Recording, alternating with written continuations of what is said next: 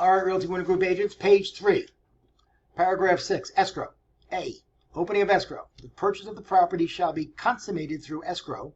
Opening of escrow shall take place by the end of 1 business day following the date of acceptance of this agreement. Here is where you have to put in information. All of these areas that you see that are grayed out are going to be blank when you fill this out, like I mentioned earlier. So this is where you're going to put in information. This will be on the cheat sheet that we give you, okay? We always want you to put Rock Title as the title or escrow company, and we want you to put one of Rock Title's escrow officer's name in here. In this case, I used Rock Title with Laura Moran, escrow officer, or any other such escrow officer as the escrow company may assign. Opening of escrow shall occur upon escrow company's receipt of fully accepted agreement. Escrow holder is instructed to notify the parties through their respective agents of opening date and escrow number. B, earnest money. Following the date of acceptance, buyer's EMD, as shown in section 1A and 1B, if applicable, of this agreement shall be deposited pursuant to the language of 1A or 1B if applicable, and subject to NRS 645A.175. C, close of escrow. Close of escrow, also known as COE, shall be on or before, and this is where you want to put a date. This is blank. Over here is a calendar. Now today is March 17th. It's St. Patrick's Day. Okay, so here we are, March 17th.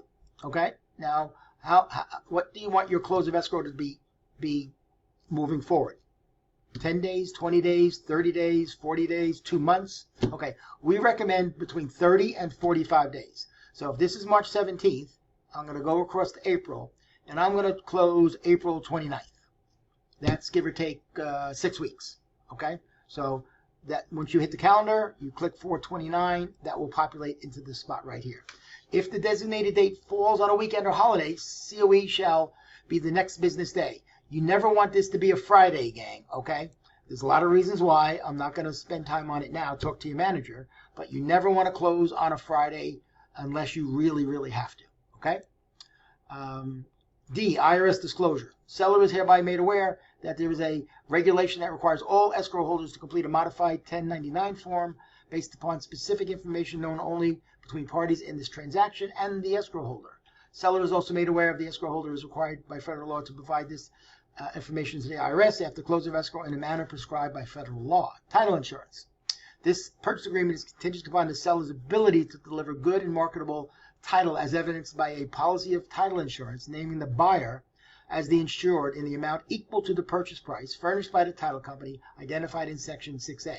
Said policy shall be in the form necessary to effectuate marketable title or its equivalent and shall be paid for as set forth in 9A. 8. That is another big one. Buyer's due diligence. Buyer's obligation is or is not conditioned upon the buyer's due diligence as defined in section 8A below. It's never is not. It is always is. No matter what your buyer says, you're going to have a due diligence period, okay? This condition is referred to as the due diligence period. If checked in the affirmative, sections 8A through C shall apply, which is below, okay? Otherwise, they do not. Buyer shall have blank calendar days, not business days, calendar days. So the weekends count. You have to put a number in here. We recommend you put in 10. Now you could put in 15. You could put in 7. 10 seems to be the sweet spot, okay? So the buyer shall have 10 calendar days following the date of acceptance of the RPA as defined in section 24 herein to complete the buyer's due diligence. Seller agrees to cooperate with buyer's due diligence. Again, things are bolded for a reason. Seller shall ensure that all necessary utilities, gas, power, and water, and all operable pilot lights are on for buyer's investigations through the close of escrow. So if you're the buyer's agent and your offer gets accepted, you're scheduling the home inspection, you have to make sure through the listing agent that the power is on, okay? What's so important about this paragraph 8, gang, is that within those 10 days, a couple of things can happen. First of all, your buyer could cancel for basically any reason. Talk to your manager about that. But the main thing we do in those 10 days is the home inspection. So it's very critical that the day after you get the deal accepted, you schedule the home inspection as quickly as possible. Okay, in the perfect world, your offer gets accepted March 1st. You do the home inspection March 2nd. You get it back by March 5th. And you send the request for repairs to the listing agent on March 6th. So you did it within 6 days of the 10. Okay, you don't want to send it to the listing agent on day 9 or 10. It's really not the right thing to do because technically you're not giving them a lot of time to respond to it. So, but talk to your manager. You'll take a lot of training classes on the due diligence period, but we typically want you to put 10 days. Okay, and then the remainder of page 3 talks about the property inspection and condition. During the due diligence period, buyer shall take such action as buyer deems necessary to determine whether the property is satisfactory to the buyer, including but not limited to whether the property is insurable to the buyer's satisfaction, whether there are unsatisfactory conditions surrounding the otherwise affecting the property, such as location, flood zones, airport noise, noxious fumes or odors, environmental substance or hazards, whether the property is properly zoned locally onto freeways, railroads, places of worship, schools, golf courses, etc., or any other concerns buyer may have related to the property. Basically, again, during those 10 days, your buyer should be doing lots of homework.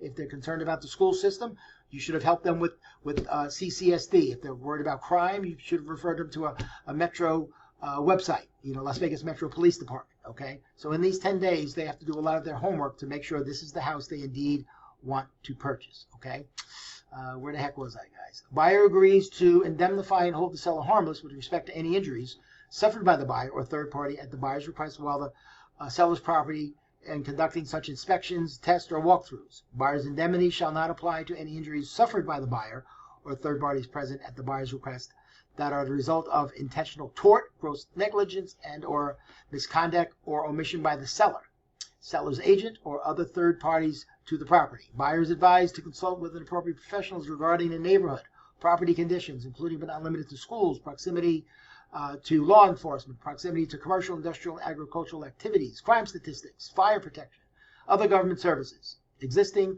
and proposed transportation, construction, development, noise and or odor from any source, and other nuisances, hazards, or circumstance. If the buyer cancels this agreement due to a specific inspection report, buyer shall provide seller at the time of cancellation with a copy of the report containing the name, address, and telephone number of the inspector. Okay, all of this says, gang, and again, in case you're wondering who created this form, or any of our forms, is an attorney. I'm not an attorney, okay? So that's why I like reading this kind of quickly. It kind of hurts my head. But it's important that you understand what your buyer can do during the 10 days to ensure that they want to move forward with the property, okay? Number B, buyer's right to cancel or resolve objections. If the buyer determines in the buyer's sole discretion that the results of the due diligence period are unacceptable, buyer may either, 1, no later than a due diligence deadline, referenced in Section A, cancel the RPA by providing written notice to the seller, whereupon the buyer is entitled to a whole refund of the EMD referenced in Section 1A, by fully cooperated and executed cancellation, escrow instructions, and the release of buyer's funds through the reserved right to cancel pursuant to the provision NRS 645A.175, or 2, no later than a due diligence deadline referenced in Section 8, resolving in writing with the seller any objections buyer has arising from the due diligence period. Meaning, the buyer can cancel as long as they do it within the 10 days. If they do it on day 12, they're too late to cancel and get their EMD back during the due diligence period, okay? And last but not least, C, failure to cancel or resolve objections. If the buyer fails to cancel the RPA or fails to resolve in writing with the seller any objections buyer has arising from the buyer's due diligence period as provided in Section A, again, in bold letters, buyer shall be deemed to have waived the due diligence condition. Again, 10 days, get all this thing done, get all of this done, all of your homework, all of the research by your buyer, but most importantly is get the inspection done. Okay, your buyer will initial at the end of page 1 and 2. I think I skipped that on page 1 and 2. My apologies. Okay, and then each party acknowledges that he or she has read, understood, and agrees to each and every provision of this page unless a particular paragraph is otherwise modified by an addendum or counteroffer. Your buyer's name will go here. Your buyer will initial this. Here's the address, and when it goes to the seller will initial at the bottom of each page.